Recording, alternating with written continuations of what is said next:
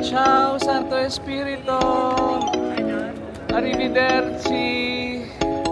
He subscribed to my channel and he's watching my poop vlog. Siya yung medyo nakaaway namin yung first day. Kasi napagdating namin sa Florence yung first day dun sa apartment. And we're here in La Spezia Centrale. Ang dami namin luggages. 750 meters. Pagod na rin kami noon pag nilakad namin. Ayan, may meat. Ayan.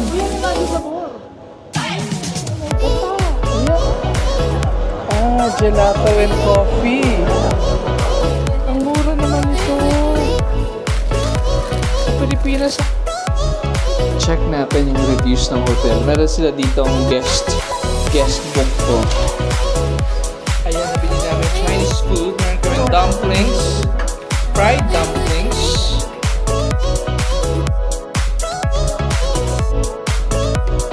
Ciao, Santo Espirito.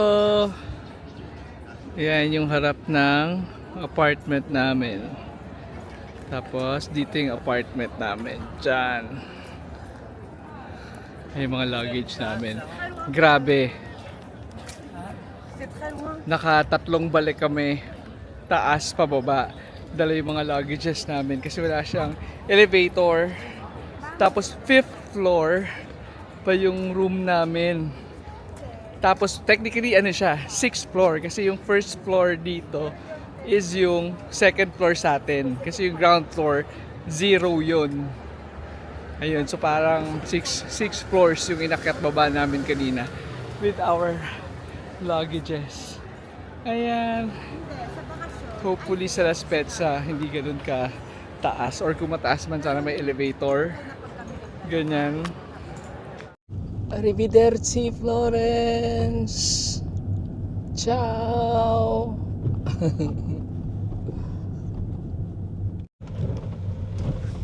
And we're going to Santa Lucia Terminal here in Florence. Dito kami sa Uber. Yung mga Uber na super dito, formal talaga sila, no? Ayan, oh. Formal sila. Paano kasi, ang laki ng kita nila. Kunyari, ito, mga 2 kilometers lang. Tapos mga 15 minutes drive lang. Mga ano na siya, 30 euros. So imagine mo kung maka 10 customers ka in a day. Hindi, kung 2 kilometers, more than 10. So siguro mga 500 euros sila a day. Magkano 500 euros? 30,000 pesos a day. How many passengers do you usually get in a day? It depends. We don't have a specific. Right. But you get more than 10, around more than 10 a day? Or less? Sometimes more More than 10? Wow. Like sometimes 20, sometimes Wow. 45, sometimes 10, sometimes. Because the distance here is not that far, right? Just about 3 kilometers to 5 kilometers. Yeah, like 7 kilometers, but it's a lot of minutes, you know. He subscribed to my channel and he's watching my poop vlog. We saw the Pope last Friday. Wow, you saw the Pope before the Pope. Yes, yes. They are in queue for 3 hours. Yes, my for God. 3 hours. I'm speaking my own language, so you won't be able to understand me. Just capture. No problem. Now I can translate it. Translate. I understand everything in English. Oh, Ponte Vecchio. Bye. Grabe, no? As in walking distance lang siya sa atin. Pero ang schedule lang dapat nila last time is up until 12 midnight. Walking distance lang yung Ponte Vecchio sa amin. Ayan na. Singapore is there. The Singapore is there. Ang lilit ng mga kalye dito sa mga eskinita. Pero wala siyang traffic. Kasi madaming one way. Pero ayan. Hindi siya nagta-traffic kahit ano lang, isa lang ang kasya. When are we gonna eat Chinese? Andito na kami sa train going to Las Petza. Ano oras na? It's 3:30 p.m. So umalis yung train sa Santa Maria sa Florence na mga 2. Ang dating namin sa Las Petza is around 4:20. So mga 2.5 hours yung biyahe. Actually dapat yung train namin today nakaschedule siya ng 7:30 a.m. Kaso lang, everyday na lang kasi puyat-puyat kami. Umuwi kami ng mga 10 p.m., 11 p.m. Tapos gigising kami ng mga 4, 5 kasi usually yung mga biyahe namin nagsastart ng 7:30 a.m. Sobrang pagod kami kahapon sa Venice. So naisip namin kagabi na i-change yung alis namin from 7:30. Nakahanap kami ng train na around 2 p.m. So, binago namin. Kasi plano naman talaga namin today is relax day lang. Pero yung relax day meaning pagdating namin sa Las Petza, doon kami mag-relax. Hindi kami aalis. Pero binaligtad na lang namin. So, nag-relax na lang muna kami doon sa unang apartment. Tapos, saka kami babiyahe. Good thing din na pinayagan kami nung apartment dun sa Florence na magstay pa up until 12 p.m. Ayun, so kaya naka-check out kami ng mas later pa dun sa original checkout na 10 a.m. Anyways, ito nga yun. So, di ba yung apartment na yun? Siya yung medyo nakaaway namin nung first day. Kasi na pagdating namin sa Florence, nung first day dun sa apartment, pinakancel niya yung reservation namin sa booking.com. Tapos, babayaran na lang namin siya diretso. Medyo hesitant kami nung time na yun kasi nga, baka kung ano mangyari, ka-cancel namin reservation, baka mamaya biglang may ibang mag-reserve on that day, mawalan kami ng reservation, di ba? So, ang daming decision, ang habang decision, pero pumayag na rin kami eventually. Pero ang usapan namin dun sa, hindi ko alam, actually hindi namin alam kung owner o manager, pero usapan namin sa kanya na ipapadala lang namin sa kanya yung pera once na ma-refund na sa credit card yung binayad namin, kasi syempre prepaid na yan eh, di ba, yung sa booking.com na charge na kami niyan nung time na binook namin. So, alam naman niya yung process. And right there and then, nung kinancel namin sa booking.com, dun sa app niya naman, inauthorize na rin na i-waive yung fees. So, kahit non-refundable yung reservation, dun sa booking.com, request to waive fees yung option namin. Tapos, nung nakuha niya yung notification dun sa app niya, winave niya yung fees. So, meron na rin kaming notification sa booking.com na pinaprocess na yung refund. So, naintindihan naman niya na it may take days bago bumalik yung refund dun sa credit card na ginamit dun sa reservation. So, kahit wala na kami dun sa apartment, kahit nakaalis na kami, actually ngayon, hindi pa namin siya binabayaran kasi hindi pa confirmed yung refund. Although meron ng pending refund transaction dun sa card ng ate ko, hindi pa rin namin siya binabayaran kasi nga gusto namin ma-complete, di ba? Pero yun, risky sa part niya kasi what if manloloko kami tapos di na namin siya bayaran, di ba? Pero hindi naman gagawin yun. So once ma-confirm yung refund, ibibigay namin sa kanya. So inisip nga namin kung manager lang ba siya o siya yung may-ari ng bahay. Kung siya may-ari ng bahay, siguro ginagawa niya yun para wala ng commission yung booking.com. Yung buong amount pupunta sa kanya. Ang mahirap doon, kung manager lang siya or kung pinapag-manage lang siya ng property ng totoong owner, mangyayari nun, yung totoong owner, walang kinikita. Yung tong taong to yung kumikita dahil sa ginagawa niya. Bahala siya, kung maniloko siya, consensya na yun. Ganyan. Tapos, yun nga, scary yung apartment. masyado siyang luma. Pero, medyo expected na naman namin kasi nga, di ba, parang province na rin naman yung Florence. Pero okay lang. Siguro yung first impression lang. Pero yung second day, third day, fourth day, kasi 3 nights kami dun eh. Okay na naman. Nung first night lang, medyo takot kami. So, ito pa pala. So, today is May 2. Kahapon, May 1 dito sa Italy. Pero doon pala silang Labor Day.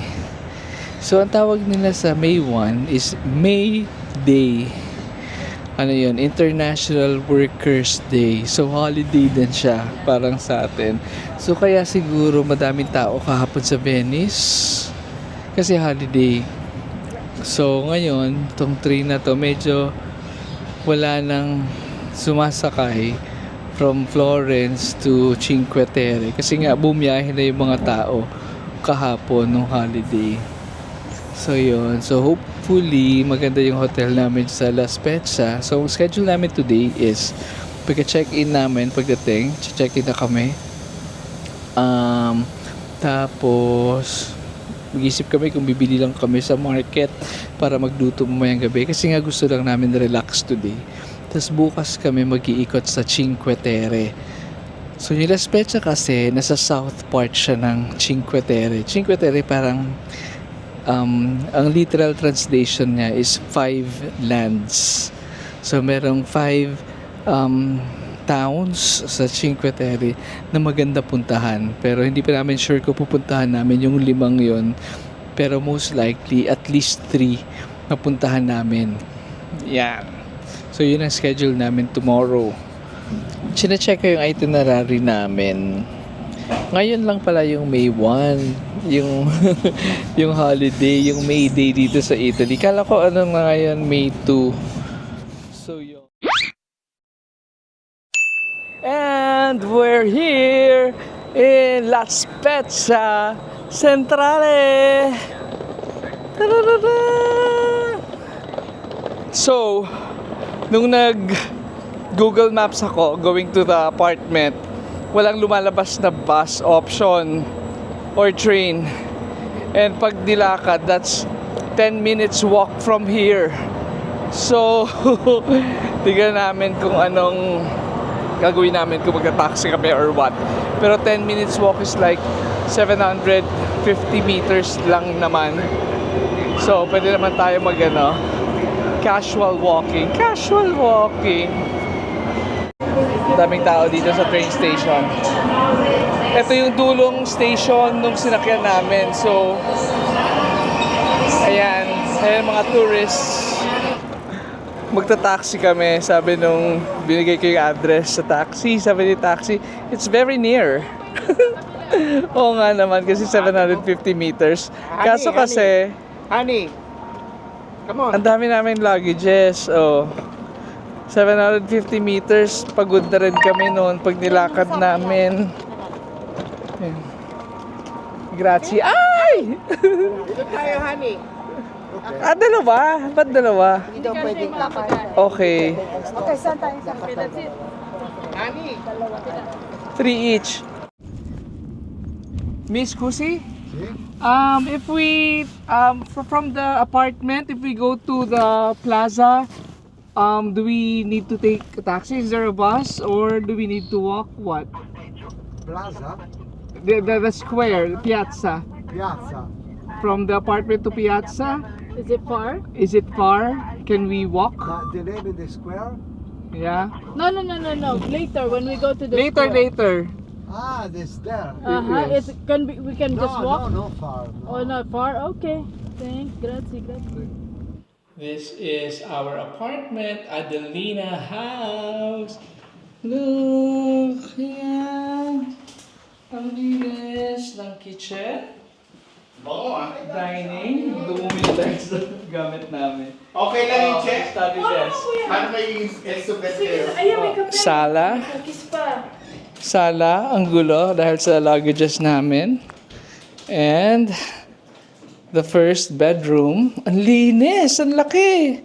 Bago pala siya ate. And the second bedroom. Wow! Ayan. Tapos, eto. Meron siyang balcony. Ang ganda sana ng view. Kaso lang, Puntan tayo. under construction yung building. Kaya merong scaffoldings. Ayan, may scaffoldings. Pero okay lang kung wala yan.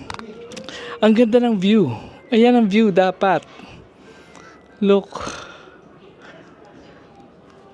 Pero okay lang kasi hindi naman namin tititigan ang view the entire day. Ang importante.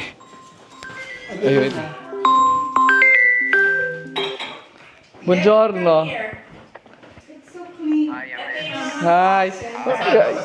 Yeah, we're inside already. We're good, we're good. Parang ganito yung sa ano yun, sa atin. That's okay. Meron silang washer, I'm gonna wash my jeans. Yeah, everything's... Yeah, there's an elevator. That's good. It's just that the building is under construction right now, ah. So, ito yung itsura ng apartment from the outside. Yan, puro scaffoldings. Pero okay lang kasi napakalinis ng apartment. OA. Ang ganda. Yun nga lang may scaffolding sa balcony so hindi mo kita yung view. But we don't mind kasi maayos yung loob. Ganyan. So, punta kami sa Mercato. Hanap kami ng grocery kasi magluluto kami tonight sa apartment. And because it's our rest day today, chill lang, wala kaming pupuntahan, ganyan. Tapos bukas pagura na naman kasi pupunta kami sa Cinque Terre. Pero out of the 5 towns, 3 lang yung pupuntahan namin kasi malayo na yung Monterosso tsaka Cornelia. So hindi namin siya pupuntahan. Yan. Tapos ito pa pala. So holiday ngayon, 'di ba? Sinabi ko nga holiday ngayon. It's International Workers' Day or May Day sa Italy. So ang daming shops na sarado. So yung mga ni-research namin mga grocery store, nakasulat closed. So maghahanap kami kung saan ang open. Diretso, right? Diretso. Here? Okay. Dito tayo. Ay, dun pala, pedestrian. Let's go. Ang ganda dito. Ang ganda dito sa La Spezia. Laid back. Pero malinis. Yung mga buildings, luma na malinis. Diba to? Ayan oh. Luma siya na malinis. Pero although may mga sampay-sampay sa labas oh. Pero yun nga, masyado siyang province. Pero ang linis, maayos. I like it. I like the vibe. Ayan. Tapos sunny siya. It's already 5:30. 5:40 in the afternoon. Sunny pa siya. Pero maginaw. Masarap yung weather. And pag naglakad ka naman dyan, papunta sa Mercato, ayan, matataas naman yung mga buildings. So pag naglakad ka, it's a shadow. Yes. Mr. Ronica, maganda raw yung police. Ang ganda daw.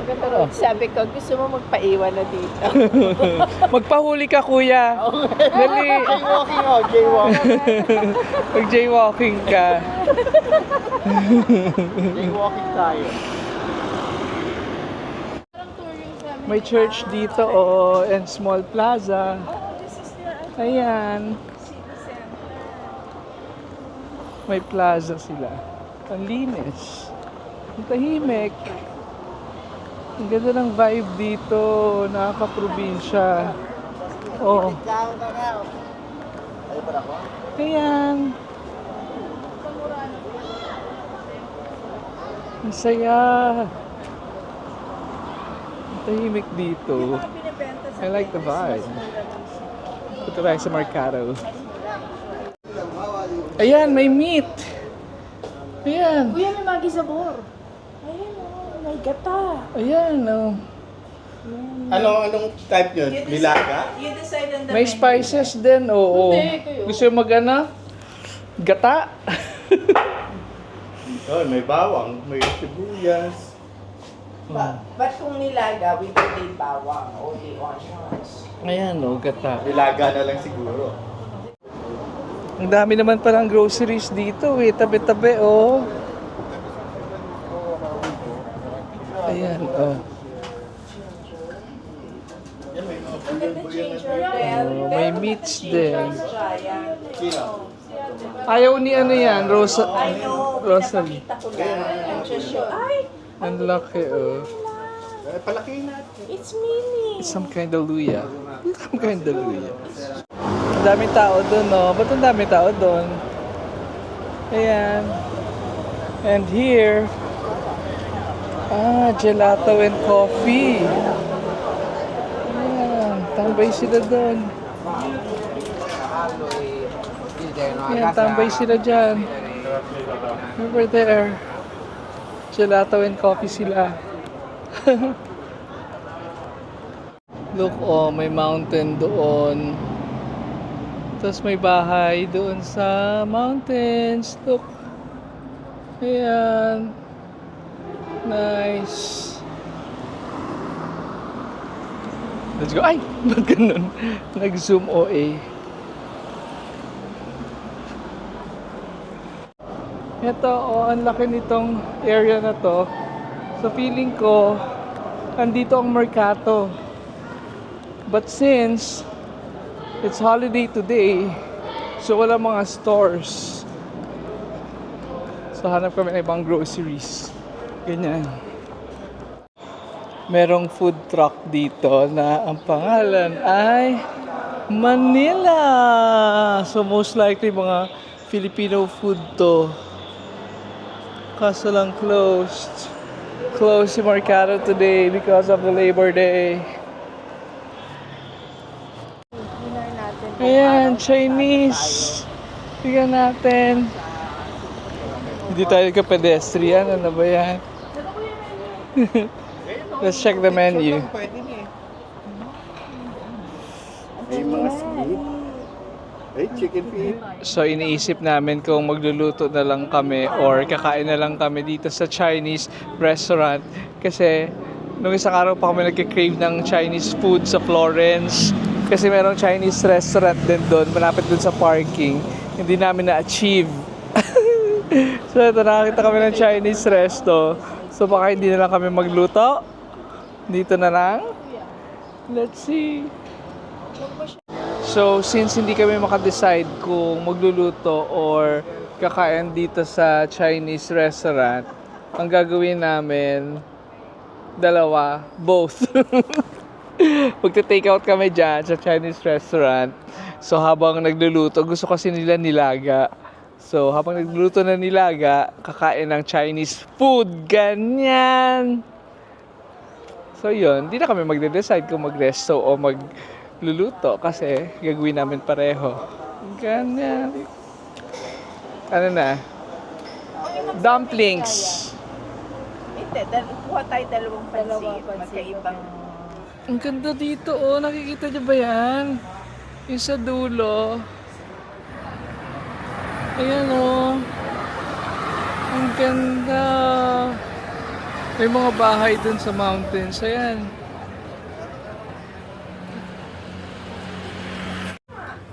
Dami na namin nabili. Bumili kami ng repolyo. Ano yun? Seasoning. Pero kami ng egg. Wala nang hindi yan pang dinaga. Gusto lang namin. Onions. Bili kami ng beef. Nakakatawa, naghahanap kami ng patis dito sa Italy. Wala kami mahanap na patis, yung grocery store na yung pinasok namin.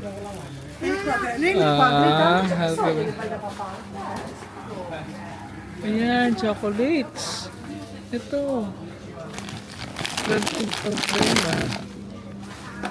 Oh, parang perfecto. Nagpapabili si Rosalie ng chocolates eh. Che, eto. Praline M&M. Chocolate. Masyado naman marami. Mukhang happy siya. Masyado marami? Yung mga ano, simple lang.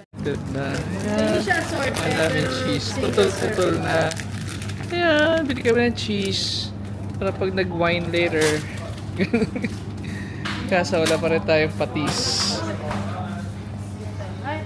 Ayan, baka may ano. Ayan! Tom Yum! Kaso lang Thai. Maanghang to. Hindi siya mahilig sa maanghang, di ba? Ayun, may garlic. Pero Tom Yum, ayan. Ay, ayan. Gusto mo?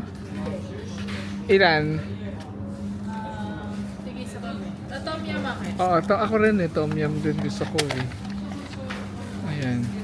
Garlic shrimp. Grabe ang dami. Dami natin dala pabalik. What else? Patis. Okay na yung mga bilin nila, no? Ayan, spinach. Bagay pa sa nilaga. Ang dami. 2 euros lang. Pero ang dami, oh. Oo, kasi limited. Ang mura naman ito. Sa Pilipinas, ang mahal niyan. Spinach. Mani ba daw? Paki-ano nga? Paki-translate. Wesley. Ano to? Mani. Yung pang breakfast. Cereal. granola. Granola.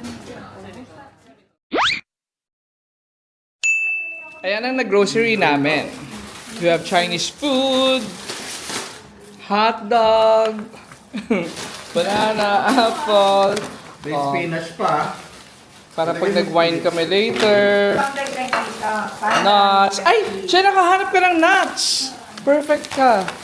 Chocolates, mini hot dog, na, string beans it's for clean the na, no need to wash.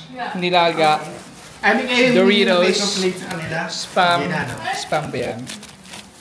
Ayan! Dahil nagluluto sila dito ng nilaga. Patingin nga, wow! Nilaga in Italy. Repolyo, potatoes, ganyan. Ayan, nabili namin Chinese food. Meron kami dumplings, fried dumplings. Ano to? Tonkatsu? Parang karoon ng tonkatsu sa Chinese. No, we ordered chicken wings. They Chicken ran out. wings. Check natin yung reviews ng hotel. Meron sila ditong guest book ko. Sign natin.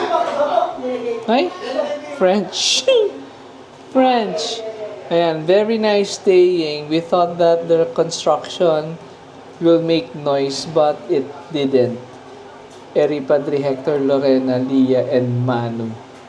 Kasi nga, meron construction sa labas. Iniwan na raw sila ng contractor 8 months ago. Pero maganda pa rin. Ayan, yung parang desk nila yan. Tapos dito kami pupunta. Ito, yung Cinque Terre. Ang literal meaning ng Cinque Terre is 5 lands. So, itong Monterosso, tsaka Cornelia, ito yung pinakamalayo eh. Ito yung pinakamalayo. Next to. Hindi kami pupunta dyan. Ang pupuntahan lang namin is ito, Rio Maggiore, Vernaza, and Manarola. Yan. Ganyan yung makikita namin. Ayan na. Ayan. Mataas talaga yung review niya sa booking.com. 8.8. 8.8 despite na merong construction sa labas. Kasi malinis talaga siya. Oh, look. Malinis talaga siya. Ayan, nagluluto kami ng nilaga. Para sa plancha. Anong adapter kailangan mo? Yung Pahirin mo sa akin din naman adapter din. Yes, ito yung view niya sa labas. Oh. plancha nila hindi nagpa-plug sa... Ito yung view niya sa labas. Oh. Yan. Yan yung view ng apartment. Look. Ang ganda. Di ba? So, nagtatalo-talo kami dun sa dun sa nilaga. Kasi, yung iba naalatan, yung iba hindi. Tapos iba yung lasa. Yun pala, nung nakita namin to, ito, Nor. Tapos, basahin nyo, lamb. Ayan, lamb. None of us eat lamb. Ano ba hindi ko mabasa? Basta lamb siya. Ayan. Never eats lamb. Kakaiba yung lamb na Nor. Pero pwede na yan. Let's eat. Ayan, nakaset up na kami. Kakain na kami. Let's eat. Nilagang baka with lamb flavor. Nilagang baka with lamb flavor. Yung vlogger.